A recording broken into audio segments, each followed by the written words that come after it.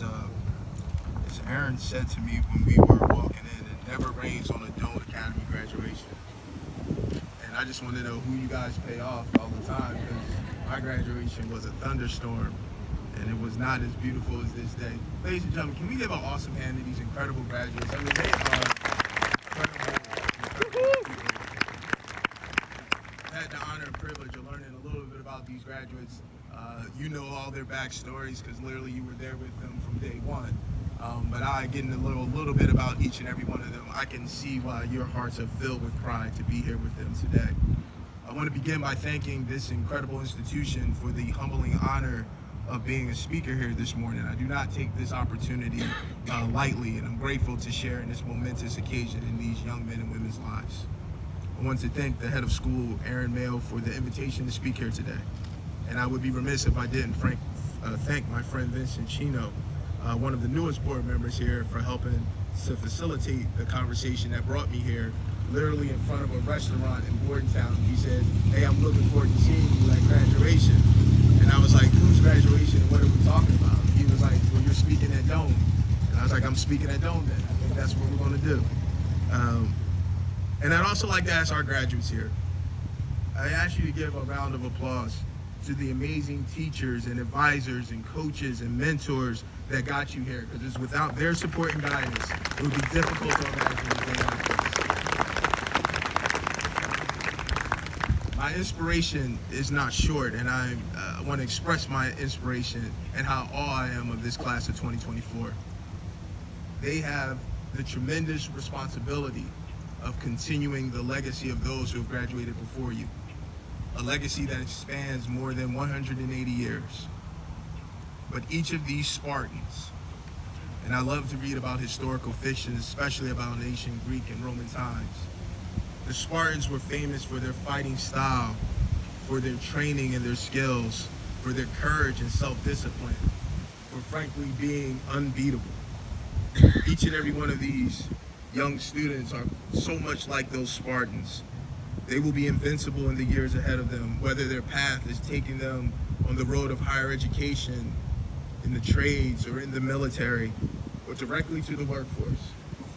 The character, values, skills, and training that they have acquired from their education here have undoubtedly prepared them for life's journey.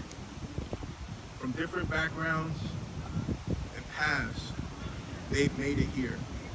They've made it here one last time to celebrate their achievements. My piece of advice to our graduates is to soak in this moment. Let it wash over you, this feeling of accomplishment which you have done.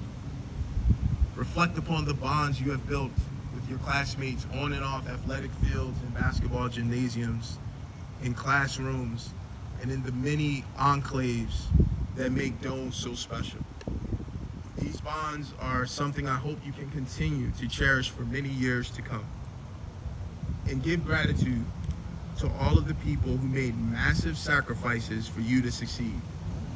I want to punctuate that point because I think when many of us grow up, we don't always understand, frankly, until we're parents, some of the sacrifices that we have to make for our children. When we have to turn away opportunities for ourselves to ensure that our children can move ahead. The investment that you made in your children to send them to this institution was a worthy investment, and it should not be lost. It should not be gone without being said. And the gratitude that I'd ask these young scholars to show you is to give them the kind of life that you thought was worthy of that investment, that achievement that they will undoubtedly do. So to my friends in this audience, today is your victory lap as well. For as the old African proverb says, if you want to go fast, you go alone. But if you want to go far, we go together. While I find inspiration from every single one of these graduates, I am going to ask them and charge them to do a few things here when they leave today. First, once again, remember this feeling of accomplishment. The future will bring challenges. Do not let fear or self-doubt hold you back. You've frankly seen what you're capable of and are now equipped to tackle anything. Secondly, be the difference maker for someone else. I want to tell our graduates point blank, there is someone in this room right now whether it's a family member, a friend, someone from the community who is inspired by your accomplishment here today. By you making it to just this point, you have inspired someone who you don't even know that because they saw you do it, they can do it.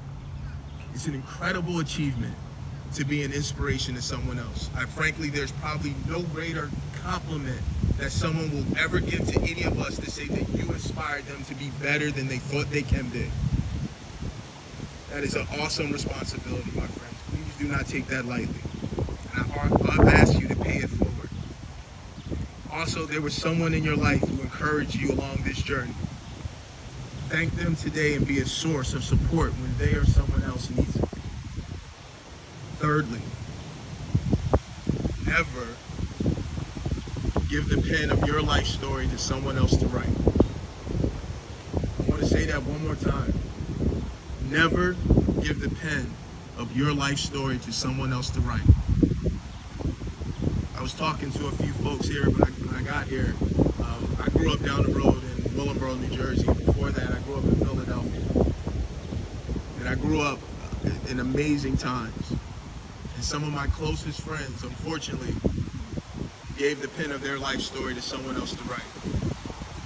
That pen, in one instance, belongs to a coroner.